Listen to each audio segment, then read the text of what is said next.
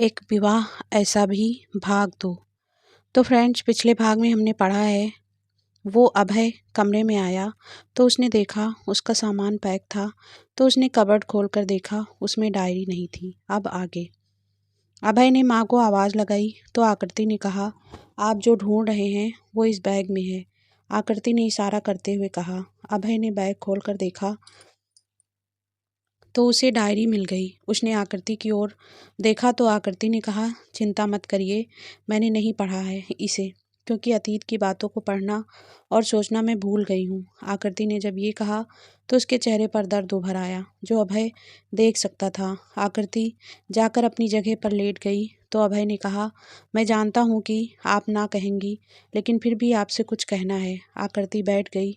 उसकी पीठ अभय की ओर थी तो अभय ने कहा, मेरी यहाँ की कंपनी का स्टाफ आपसे मिलना चाहता है। मैं आपको फोर्स नहीं कर रहा हूँ, आपकी मर्जी है, आप बता दीजिए। आकृति, नहीं, मैं लोगों से दूर रहना चाहती हूँ।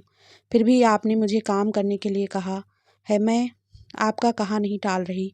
अब आप और किसी चीज़ के लिए फोर्स मत करिए। अभय, जानता हूँ वहाँ लोगों से मिलना पड़ेगा, इसीलिए आप मना कर रही हैं। फिर भी कोई बात नहीं, हम कल ही यहाँ से निकल जाएंगे। आकृति ने कोई रिएक्ट नहीं किया और सो गई। अगले दिन अभय और उसका परिवार दूसरे शहर के लिए निकल गए, जहां अभय ने अपनी नई कंपनी शुरू करी थी और वहीं उन्होंने अपना घर बनवाया था। अभय और उसके माता पिता अपने नए घर में जा रहे थे, इसीलिए उन्होंने गृह प्रवेश रखा था। लगभग 7 से 8 घंटे के बाद सभी अपने नए घर के बाहर खड़े थे। घर कुछ इस प्रकार से था। एक बड़ा सा मेन गेट, जहाँ से एंट्री करते ही सड़क थी और उसके दोनों ओर हरा भरा लॉन था। थोड़ी दूर चलने के बाद एक सफ़ेद बंगले जैसा बड़ा सा घर, जो बाहर से बहुत ही खूबसूरत तरीके से डिजाइन किया गया। अभय बड़े सुकून से अपने घर को देखते हुए आकृति को देखता है, जिसके फेस पर कोई भी एक्सप्रेशन नहीं थे। आकृति गौरी के साथ अंदर चली गई। कैलाश जी ने अभय के कंधे पर हाथ रखकर कहा, तुम्हारा ख्वाब पूरा हुआ बरखुरदार, तेरे सपनों का महल और रानी दोनों मिल गए। अभय ने कैलाश जी को देखते हुए कहा, महल तो मिल गया पापा, लेकिन आकृति नहीं। मैं जब तक उसे खुश नहीं देख लेता तब तक मुझे चैन नहीं मिलेगा। कैलाश जी, उसका साथ कभी मत छोड़ना, देखना एक दिन ज़रूर वो सही हो जाएगी। अभय ने कैलाश जी को गले लगाया और दोनों अंदर चले गए। अभय अंदर आया तो अपने घर को फिर से निहारने लगा, मानो उसने इसके लिए बहुत मेहनत की हो। आकृति अपने कमरे में आकर सामान रखने लगी तो उसने देखा ये कमरा भी पहले वाले कमरे से के जैसे ही था। बड़ा सा कांच, जिससे बाहर का नज़ारा आसानी से देखा जा सके, और वहाँ बैठने के लिए काफ़ी जगह थी। क्योंकि आज सभी सफ़र से थके हुए थे, इसीलिए सबने जल्दी ही खाना खाया और सो गए। अगले दिन सुबह जल्दी ही सब उठ गए थे, क्योंकि गृह प्रवेश का फंक्शन था तो काफ़ी काम था। सभी अपने अपने कामों में लगे हुए थे। मेहमान आने शुरू हुए तो गौरी ने आकृति को तैयार होने के लिए कहा, तो आकृति अपने कमरे में चली गई। जैसे ही आकृति अंदर गई, अभय भी उसके पीछे कमरे में चला गया। आकृति ने देखा बेड पर एक लहंगा रखा हुआ था, जो दिखने में बहुत सुंदर था। आकृति उसकी ओर बढ़ी तो अभय ने अंदर आकर कहा, ये आपके लिए है, मैं चाहता हूँ आज आप ये पहने। आकृति ने मुंह फेर कर कहा, और अगर मैं ना कह दूँ तो? अभय ने उदास होकर कहा, ठीक है, जैसी आपकी मर्जी। अभय इतना कहकर बाहर चला गया और आकृति आर पार दिखने वाले कांच के पास आकर खड़ी हो गई। वो बाहर आने वाले व्हीकल को देखने लगी। अभय के नए घर में गृह प्रवेश की सभी तैयारियां हो गई थी। अब घर में हवन होना था, जिसमें अभय और आकृति को बैठना था। अभय तो था ही, सभी को आकृति का इंतजार था। थोड़ी देर में आकृति अपने कमरे से बाहर निकली तो उसे देखकर सबके मुंह खुले के खुले रह गए, क्योंकि वो इतनी सुंदर लग रही थी कि कोई भी उसे देखे तो वाह किए बिना रह नहीं सकता था। आकृति ने अभय का दिया हुआ पिंक लहंगा पहना था, जिसका बोट नेक का ब्लाउज था। आकृति ने अपने लंबे बालों को जुड्डा किया हुआ था और कुछ लटें निकली हुई थी। उसने दुपट्टा भी बड़े ही स्टाइल से लगाया हुआ था। पतली और गोरी गोरी तो वो थी ही, आज पहले से कुछ ज़्यादा ही सुंदर लग रही थी। बस कमी थी तो उसके चेहरे की रौनक की। हाँ हाँ, उसके चेहरे पर जो चमक होनी चाहिए थी वो नहीं थी। आज भी वो जैसे आई थी वैसे ही थी, किसी ने उसे हंसते हुए नहीं देखा था। गौरी जी आकृति के पास आई और अपनी आंखों के किनारे से काजल निकाल कर आकृति को लगा दिया और बोली, नज़र ना लगे मेरी बेटी को किसी की। आकृति की पलकें झुकी हुई थी, उसने किसी को एक नज़र उठाकर भी नहीं देखा, लेकिन अभय की नज़रें आकृति पर ठहर सी गई थी। वो बस उसे ही देखे जा रहा था। तो अभय के दोस्त जो उसके पास ही बैठा था, उसने कहा, बस कर, कहीं नज़र ना लगा दे तू हमारी भाभी को। अभय ने झट से नज़र हटा ली और दूसरी तरफ देखने लगा। अभय और आकृति हवन में बैठे और पंडित जी के कहे अनुसार सभी विधियां पूर्ण करी।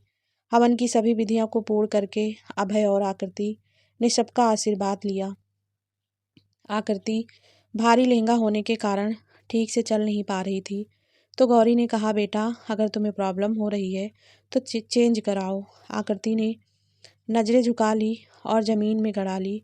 तो अभय ने कहा, आपने मेरा कहा मानकर ही मुझे सुकून दे दिया था, अब आप चेंज कर सकती हैं। सभी के कहने पर आकृति चेंज करने चली गई। कुछ देर बाद वो लेगिंग और कुर्ता पहनकर आ गई और सिर पर दुपट्टा। सभी मेहमानों को खाना खिलाकर विदा किया गया। इन सब में रात हो गई। अभय अपने माता पिता के साथ बैठकर अपनी कंपनी के बारे में बात करने लगा तो कैलाश जी ने कहा, मुझे लगता है कि तुम्हें आकृति को कंपनी में नहीं ले जाना चाहिए। उसे जब लोगों से मिलने जुलने में कोई रुचि नहीं है तो तुम्हें ज़बरदस्ती नहीं करनी चाहिए। अभय, जानता हूँ पापा, लेकिन वो सारे दिन घर में रहेगी कैसे? मैं तो चला जाऊँगा, वो अकेली कैसे? कैलाश जी, अरे भाई हम भी तो यहीं रहेंगे, मैं और गौरी जी संभालेंगे अपनी बेटी को। अभय ने थोड़ा उदास होकर कहा, ठीक है जैसा आप कहें। अभय कमरे में आया, तब तक आकृति सो चुकी थी। आकृति ने अपनी तरफ की लाइट्स ऑफ कर रखी थी, जिससे उसका चेहरा झिनी झिनी लाइट में अभय को दिखाई दे रहा था। अभय उसे देख ही रहा था कि आकृति के फ़ोन की लाइट जली और कुछ देर बाद वापस से ऑफ हो गई। शायद किसी का फ़ोन आया था और कट गया था। एक बार फिर से लाइट जली तो अभय ने कदम आकृति की ओर बढ़ाए, लेकिन कुछ सोचकर अभय वापस पीछे हो गया और जाकर सो गया। अगले दिन से अभय ने ऑफिस जाना शुरू कर दिया। सुबह 8 बजे घर से निकलता और रात में लेट आता। अभय आता तब तक आकृति सो चुकी होती। करीब 10 दिनों तक अभय और आकृति की कोई बात नहीं हुई। अभय अपने काम में बिजी रहता, इसीलिए वो आकृति की ओर कोई ध्यान नहीं दे पा रहा था और आकृति तो बस सारे दिन कांच के पास बैठकर बाहर आने जाने वाले लोगों को देखती रहती। उसका सारा दिन वहीं निकल जाता। वो कमरे से बाहर तभी जाती थी जब उसे कोई कुछ काम कहता। वो काम करती और वापस उसी जगह आकर बैठ जाती। कैलाश जी और गौरी जी को समझ नहीं आ रहा था कि वो आकृति को संभाले तो भी कैसे। ना वो किसी की ओर देखती थी, ना ही बात करने में दिलचस्पी लेती थी, बस अकेले में और खुद में घुटती जा रही थी। आज 15 दिन हो गए थे और गौरी के सब्र का बांध टूट गया था। आज उसने अभय से बात करने की सोची। उन्होंने अभय को फ़ोन किया और जल्द ही घर आने को कहा। अभय अपना सब काम छोड़कर घर आ गया। कैलाश और गौरी अपने कमरे में अभय का ही इंतज़ार कर रहे थे। अभय उनके कमरे में आया और बोला, क्या हुआ माँ, आपने मुझे इतनी जल्दी क्यों बुलाया? सब ठीक तो है ना? गौरी, अभी तक तो सब ठीक है बेटा, लेकिन जल्दी ही कुछ नहीं किया तो आकृति को कुछ भी हो सकता है। अभय थोड़ा डर गया और बोला, क्या क्या हुआ आकृति को? कैलाश जी ने कहा, हम उसे नहीं संभाल पा रहे हैं। वो इतनी अकेली हो गई है कि अब डर लगने लगा है, कहीं डिप्रेशन में ना चली जाए। कुछ करना होगा बेटा, उसे अकेले मत छोड़ो। अभय ने अपने चेहरे को दोनों हाथों से ढक लिया और सोफे पर बैठ गया। अभय ने खुद को कोसते हुए कहा, ये सब मेरी गलती है, मुझे उससे शादी ही नहीं करनी चाहिए थी। मैंने ज़बरदस्ती की उसके साथ। मैं उनको घुटते हुए नहीं देख सकता। मैं ही गलत हूँ पापा। कैलाश जी ने अगर कैलाश जी ने कहा, अगर तुम गलत होते तो आकृति तुम्हारी कोई बात नहीं मानती, वो सबका विरोध करती, लेकिन ऐसा कुछ भी नहीं है। देखो बेटा, तुम्हें उसे समझना होगा, उसे वक्त देना होगा और सबसे बड़ी बात, तुम्हें जानना होगा आखिर उसके साथ हुआ क्या है जो वो इतनी मायूस है। मानता हूँ कि उसे उसका प्यार नहीं मिला, लेकिन वो इतनी कमज़ोर नहीं लगती कि समझौता ना कर सके। ज़रूर कोई बड़ा हादसा हुआ है उसके साथ, जिससे उसने ज़िंदगी को जीना तो दूर, देखना तक छोड़ दिया। तुम जानो उसे, समझो उसे। अभय एक झटके से खड़ा हुआ और बोला, कल से आकृति मेरे साथ ऑफिस जाएगी। अभय वहाँ से निकलकर अपने कमरे में आया तो आकृति कांच वाली खिड़की के पास बैठी थी। अभय भी वहाँ जाकर दूसरी ओर बैठ गया। आकृति ने एक बार अभय को देखा और फिर बाहर देखने लगी। अभय ने कुछ देर रुककर कहा, कैसी हैं आप? सॉरी, काम में बिजी था तो आपसे बात नहीं हो पाई। आकृति ने बाहर देखते हुए कहा, मुझे फ़र्क नहीं पड़ता, अब मैंने अकेले रहना सीख लिया है। अभय ने आकृति की ओर देखा और कहा, बिल्कुल नहीं, आप सारे दिन फ्री रहती हैं और मैं काम करता हूँ, तो अब आप अकेली नहीं रहेंगी, मेरे साथ काम करेंगी, कंपनी चलेंगी, कल से आप मेरे साथ। आकृति ने अभय की बात पर कोई ध्यान नहीं दिया, वो जैसे थी वैसे ही बैठी रही।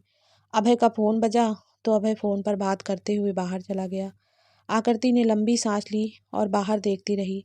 अभय ने आकृति को अपने साथ काम में लगाने का निर्णय ले लिया था ताकि आकृति अकेली ना रह सके। अगले दिन सुबह ही अभय और आकृति घर से कंपनी के लिए निकल गए। कंपनी ज़्यादा दूर तो नहीं थी, लेकिन अभय को पैदल चलना सही नहीं लगता था और अब तो आकृति भी साथ थी तो कोई सवाल ही पैदा नहीं होता था। खैर, अभय और आकृति कंपनी पहुंच गए तो कंपनी के बाहर काफ़ी लोग खड़े हुए थे जो शायद दोनों का इंतज़ार कर रहे थे। आकृति ने इतने सारे लोगों को देखते हुए कहा, ये सब बाहर क्यों खड़े हैं? अभय ने थोड़ा झिझक के साथ कहा, असल में ये सब आपके वेलकम के लिए खड़े हैं, मैंने इनसे कहा था कि आप आएंगी, इसीलिए। आकृति ने लंबी सांस लेकर कहा, मैं कोई सेलिब्रिटी नहीं हूँ और मुझे ये सब पसंद नहीं है। अभय, सॉरी, मैं जानता था, लेकिन आज मैनेज कर लीजिए प्लीज़, इसके बाद कुछ ऐसा नहीं होगा। आकृति ने कुछ नहीं कहा। अभय जानता था कि आकृति को लोगों से मिलना पसंद नहीं है, लेकिन वो भी क्या कर सकता था। अब कंपनी के बॉस की पत्नी आएगी तो सभी उसे देखना तो चाहेंगे ही, और अभय तो अपने सभी एम्प्लॉय को दोस्त की तरह मानता था, तो वो कुछ नहीं कह सकता था। खैर, अभय और आकृति कार से नीचे उतरे तो सभी लोग उनके पास आ गए। लड़के लड़कियां वेलकम मैम कहने लगे। आकृति ने सभी के सामने हाथ जोड़ा और आगे निकल गई। अब कुछ लोगों को समझ ही नहीं आया कि ये क्या हुआ। उन्होंने अभय की ओर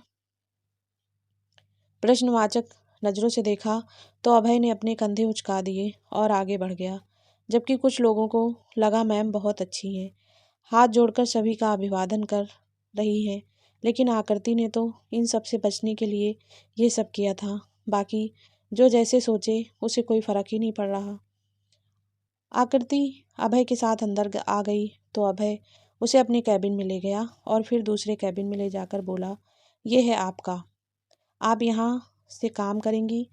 आकृति, हाँ। अभय और आकृति दोनों वहाँ बैठ गए और अभय उसे काम सिखाने लगा। लगभग 2 घंटे तक अभय आकृति को काम समझाता रहा। आकृति भी बड़े ध्यान से काम सीख रही थी। तभी अभय का फ़ोन बजा और वो बात करने बाहर चला गया। आकृति लैपटॉप में ही देखने लगी। कुछ देर तक अभय नहीं आया तो आकृति खड़े होकर कैबिन देखने लगी। ये पूरा कांच का बना था, अंदर से बाहर के सभी एम्प्लॉय देखे जा सकते थे, लेकिन बाहर से अंदर का कुछ भी नहीं दिखता था। आकृति कैबिन में घूम रही थी कि 3-4 लड़कियां आई और आकृति के बहुत नज़दीक आकर खड़ी हो गई। उनमें से एक लड़की बोली, हेलो मैम, मैं आंचल। आकृति, हाँ। दूसरी लड़की, मैम लंच का टाइम हो गया है, क्या आप हमारे साथ लंच कर सकती हैं? आकृति, नहीं, आप सब जा सकती हैं। एक लड़की ने फिर कहा, प्लीज़ मैम आइए ना। आकृति ने थोड़ा सख्ती से कहा, प्लीज़ आप सब चली जाइए। सभी ने आकृति को देखा तो आकृति ने खालीपन से कहा, प्लीज़ लीव, और आकृति ने मुंह फेर लिया। सभी बाहर आ गई और एक दूसरे से बातें करने लगी। कैसी हैं ये? एक लड़की, एटीट्यूड तो देख। दूसरी लड़की, हाँ सर तो कितने सॉफ्ट हार्ट हैं, ये खड़ूस कहीं की। अभय जब उधर आया तो उन लड़कियों को देखकर बोला, अरे भाई क्या हो गया, भीड़ क्यों कर रखी है? सभी लड़कियों ने एक साथ कहा, हम मैम से मिलने गए थे, लेकिन अभय चिल्लाया, क्या तुम लोगों को मुझसे पूछना चाहिए था ना? ऐसे ही किसी के कैबिन में जाना सही नहीं। सभी ने मुंह लटका लिया। तो अभय ने कहा, चलो कोई नहीं, जाओ अपना अपना काम करो। अभय आकृति के कैबिन में आया तो आकृति वहीं खड़ी थी जहां वो लड़कियां छोड़ कर गई थी। अभय ने आते ही आकृति से कहा, काम शुरू करें? अभय ने कुछ इस तरह कहा मानो वो जानता हो कि आकृति अब क्या कहने वाली है। लेकिन आकृति ने कुछ नहीं कहा। वो आकर अपनी सीट पर बैठ गई और अभय उसे फिर से सब समझाने लगा। कुछ देर बाद अभय ने कहा, आप लंच नहीं करेंगी क्या? मुझे तो बहुत भूख लगी है, चलिए लंच करने चलते हैं। आकृति, आपको लंच कर लेना चाहिए था पहले ही, मुझे आदत है बेवक्त खाने की। अभय ने उठते हुए कहा, तो फिर आज से बदल लीजिए, क्योंकि अब से हम दोनों साथ खाया करेंगे, और अगर आपने नहीं खाया तो जाहिर सी बात है मैं भी नहीं खा पाऊंगा। आकृति ने सिर्फ हाँ कहा। अभय और आकृति कैबिन के बाहर आए तो सभी की नज़रें उन दोनों पर गई। आकृति को कोई फर्क नहीं पड़ा, लेकिन अभय के लिए यह आसान नहीं था, क्योंकि सबकी नज़रें अभय से सवाल कर रही थी। अब कहाँ जाने का प्लान है? आकृति आगे बढ़ गई तो अभय सभी को देखकर मुस्कुराया और चला गया। अभय आकृति के साथ चलने लगा तो आकृति को देखकर कहा, आपको अजीब नहीं लगता जब लोग आपको देखते हैं? तब आकृति बिना अभय को देखे ही बोली, एक निश्चित वक्त के साथ कुछ भी अजीब लगना बंद हो जाता है। अभय, एक बात कहूँ, आपकी ये सब बातें समझने में मुझे बहुत मुश्किलें आती हैं। आप थोड़ा सरल करके बताया कीजिए ना। आकृति, तो फिर आप मुझसे बुलवाया ना करें, क्योंकि ज़िंदगी और अपनों से हारा हुआ इंसान किसी को समझा नहीं सकता। अभय इस बार चुप हो गया, क्योंकि उसके पास कोई जवाब नहीं था। आकृति अभय के लिए एक पहेली बनती जा रही थी। वो उसे उसके अकेलेपन से बाहर लाना चाहता था, लेकिन ये इतना आसान तो नहीं था। अभय आकृति को एक रेस्टोरेंट में ले गया। दोनों ने वहाँ लंच किया और वापस आ गए। अभय पूरी शिद्दत से आकृति को काम सिखा रहा था तो आकृति भी सीखने में रुचि ले रही थी। लगभग 1 महीने में अभय ने आकृति को सब काम सिखा दिया। अब आकृति अपने कैबिन में बैठकर खुद काम करती थी। पहले दिन के बाद से उसके कैबिन में किसी ने आने की हिम्मत नहीं की और अभय ने किसी को आने भी नहीं दिया। केवल अभय ही उसके कैबिन में आता था। अभय और आकृति का कैबिन आसपास ही था।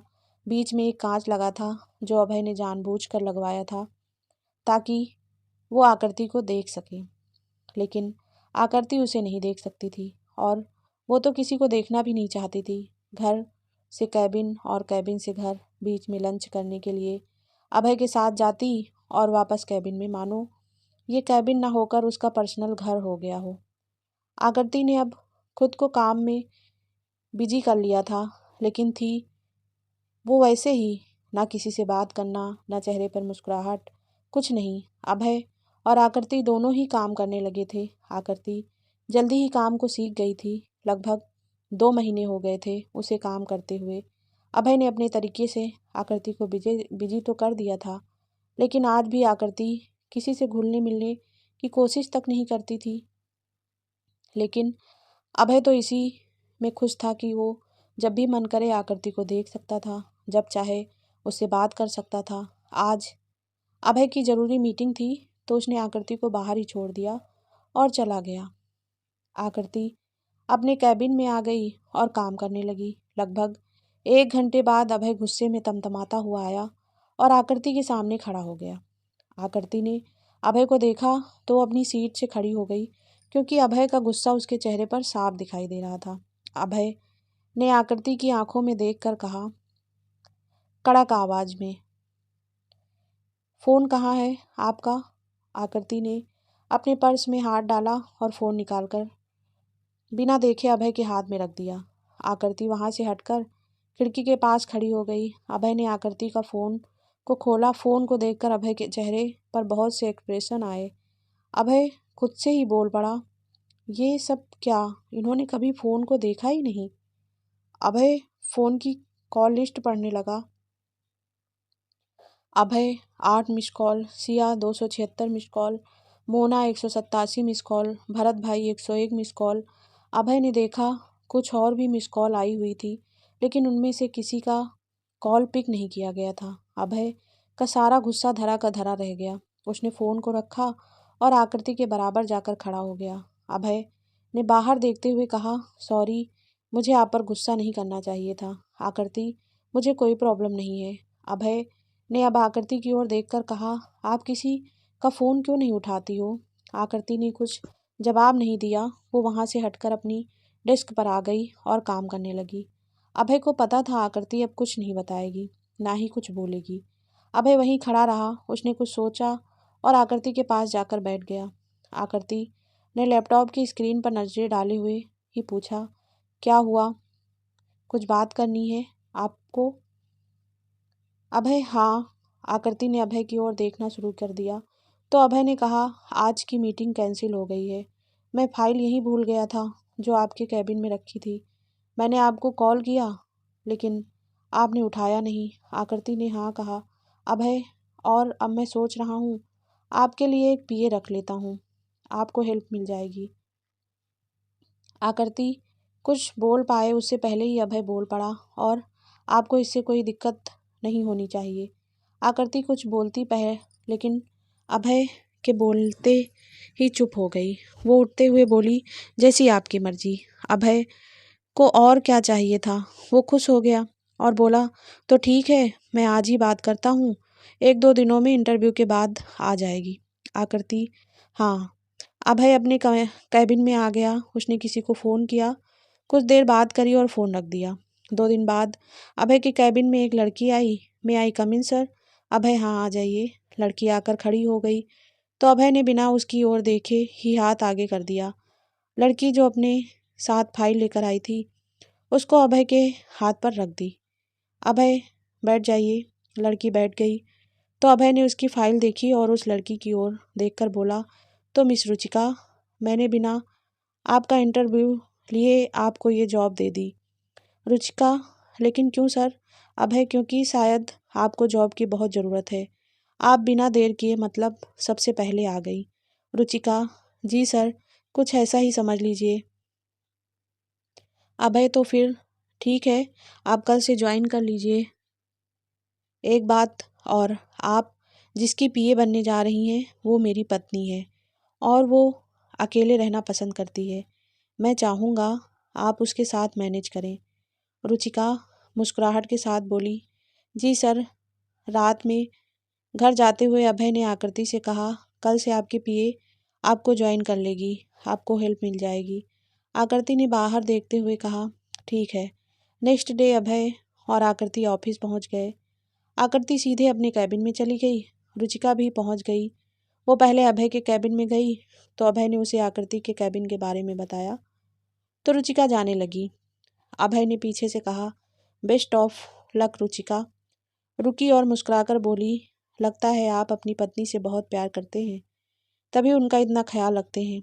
अभय मुस्कुरा दिया तो रुचिका ने कहा, डोंट वरी सर, मैं पूरी कोशिश करूँगी। रुचिका आकृति के कैबिन के बाहर खड़ी होकर बोली, मे आई कम इन मैम। अंदर से आकृति ने उसे आने को कहा। रुचिका अंदर की ओर बढ़ गई। उसके हाथ में कुछ फाइल्स थी जिन्हें वो संभाल रही थी। फाइल्स को संभालते हुए उसने आकृति की ओर देखा तो उसकी आंखें झपकना ही भूल गईं। उसके हाथ में जितनी भी फाइल्स थी वो सभी छूट गईं। फाइल्स गिरने की आवाज़ से आकृति ने रुचिका की ओर देखा तो उसका भी वही हाल था जो रुचिका का था। आकृति अपनी जगह से खड़ी हो गई। उसका दिल दिमाग सब ने काम करना बंद कर दिया था। वो दोनों एक दूसरे को ऐसे देख रही थी मानो दोनों के बीच बहुत गहरा रिश्ता हो। दोनों की स्थिति एक जैसी थी। कैबिन के सन्नाटे में दोनों के दिलों की धड़कनें सुनी जा सकती थी। रुचिका लंबी सांस लेने लगी और अपनी सीने पर हाथ रख लिया और कैबिन से बाहर निकल गई। वो जैसे ही बाहर निकली सब उसकी ओर दौड़ पड़े। इत्तेफाक से अभय भी बाहर ही था।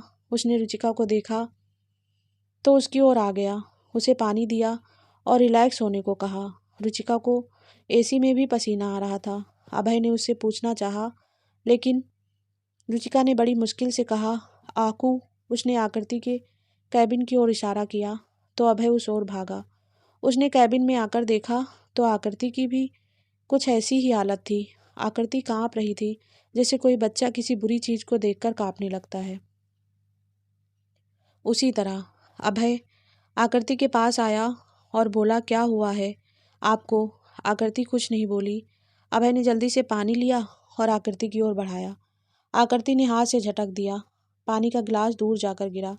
आकृति बेहोशी की हालत में जा रही थी तो अभय ने उसे संभाला, लेकिन आकृति बेहोश हो ही गई। अभय उसे लेकर हॉस्पिटल भागा। जल्दी वो हॉस्पिटल पहुंचा। उसने आकृति की गोद में लिए ही डॉक्टर के कैबिन में पहुंच गया तो उसका दोस्त था। वेद, प्लीज़ जल्दी देख क्या हुआ है। आकृति को वेद, जो अभय का दोस्त था, उसने आकृति को जल्दी से चेक किया और उसे एक वार्ड में शिफ्ट किया। वेद जैसे ही अपने कैबिन में आया, अभय ने उससे पूछा, क्या हुआ है उसे? वेद, वो डिप्रेशन में है। अभय ने कुछ सोचकर कहा, लेकिन आज ही ऐसा क्यों हुआ? जब उसने रुचि को देखा। वेद, एक बात बता, क्या तू भाभी के बारे में सब कुछ जानता है? अभय, क्या मतलब? वेद, मतलब ये कि भाभी की ज़िंदगी में ऐसा कुछ हुआ है जो वो भुला नहीं पा रही हैं, और जिस लड़की की तुम बात कर रहे हो, क्या पता वो भाभी को जानती हो? अभय, तुम्हें भाभी के बारे में सब पता करना होगा। उस लड़की से मिलो और पता करो आखिर हुआ क्या है उनके साथ। अब ये रुचिका कौन है, और इन दोनों के बीच ऐसा कौन सा रिश्ता था जिससे दोनों की हालत एक जैसी हो गई? अभय आकृति को हॉस्पिटल ले आया था। उसने अपने माँ पापा को फ़ोन करके बता दिया था कि आकृति की तबीयत ठीक नहीं है और वो उसे हॉस्पिटल ले आया है। कैलाश और गौरी भी जल्दी ही हॉस्पिटल पहुंच गए। वेद ने अभय से कहा, तुम्हें अभी उस लड़की से बात करनी चाहिए, कुछ तो बताएगी वो। अभय ने कहा, ठीक है, मैं जाता हूँ। वेद, मैं भी चलता हूँ तेरे साथ। अभय कैलाश और गौरी को आकृति के पास छोड़ गया। ऑफिस आ गया। वहाँ जाने पर पता चला कि रुचिका तो जा चुकी है। वेद ने कहा, अब क्या करेगा? क्या वो कल आएगी? और आएगी तो अभी क्यों चली गई? आधे दिन में ही। अभय ने बाहर निकलते हुए कहा, मुझे उससे बात तो करनी है, चाहे उसके घर जाना पड़े। रुचिका ने कंपनी में जो एड्रेस दिया था, अभय ने वो देखा और चल पड़ा उसके घर की ओर। वेद भी उसके साथ ही चला गया। अभय चेहरे पर बिना किसी भाव के सड़क पर गाड़ी दौड़ा रहा था तो वेद ने कहा, मुझे समझ नहीं आया, तूने बिना उस लड़की के बारे में जाने उससे शादी कैसे कर ली? अभय ने सामने देखते हुए कहा, मैंने उससे प्यार किया है, मेरे लिए यही काफ़ी है, और मैंने उसके साथ कोई ज़बरदस्ती शादी नहीं की है। मेरे पापा उसकी फैमिली को जानते थे तो इसी वजह से हमारा रिश्ता हुआ था। और सबसे बड़ी बात, आकृति ने मुझे खुद कहा था कि वो किसी और से प्यार करती है, लेकिन आज वो उसके साथ नहीं है। लेकिन शादी तो उसे करनी ही है, तो वो शादी कर सकती है। वेद अभय की आंखें वेद अभय को आंखें बड़ी करके देखने लगा तो अभय ने कहा, ऐसे मत देख, मैं ऐसा ही हूँ, ये तू भी अच्छी तरह से जानता है। वेद ने असंभव सामने देखते हुए कहा, जानता तो हूँ, लेकिन तू ऐसा भी कुछ कर सकता है ये नहीं पता था। अभय ने कहा, देख आकृति अगर अपने प्यार से शादी नहीं कर रही थी तो जाहिर सी बात है कुछ बहुत बड़ी प्रॉब्लम थी, और अगर उस वक्त मैं उससे शादी नहीं करता तो कोई और आता मेरी जगह, और मैं ये होने नहीं दे सकता था। मैंने आकृति से प्यार किया है, एक तरफा ही सही, लेकिन है तो। अभय ने फिर कहा, वो कम से कम मेरी आंखों के सामने तो है, क्या पता उसकी लाइफ में कौन आता, कैसे रखता वो उसे। मुझे उसके जिस्म से नहीं, उसकी रूह से प्यार है, और मैं हमेशा और ये हमेशा रहेगा। वेद अभय की बातों से पक गया था। उसने अभय के सामने हाथ जोड़कर कहा, ठीक है प्यार के पुजारी, अब चल चुपचाप। अभय और वेद रुचिका के घर पहुंचे। उन्होंने दरवाज़ा नॉक किया तो किसी लड़के ने दरवाज़ा खोला। लड़के ने अभय और वेद को देखते हुए कहा, जी आप कौन? अभय ने लड़के की ओर बड़ी ही नर्म आवाज़ में कहा, जी मैं रुचिका का बॉस हूँ, वो जिस कंपनी में काम करती है, मतलब आज से ही उसने ज्वाइन किया था। लड़के ने मुस्कुराते हुए कहा, अरे सर आइए ना। अभय और वेद अंदर आ गए तो लड़के ने उन्हें बैठने को कहा और बोला, मैं अभी रुचि से बोलता हूँ। अभय और वेद सोफे पर बैठ गए। कुछ देर बाद रुचिका आ गई तो उसने अभय को देखकर कोई रिएक्ट नहीं किया। रुचिका अभय के पास आई और बोली, सॉरी सर, लेकिन मैं ये जॉब नहीं कर सकती। अभय तो जैसे जम ही गया। तो दोस्तों ये पार्ट यहीं समाप्त होता है और नेक्स्ट पार्ट जल्द ही हमारे चैनल पर अपलोड होगा।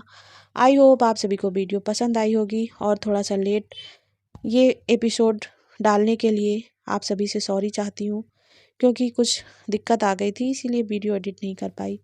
थैंक यू सो मच आप सभी के प्यार और सपोर्ट के लिए।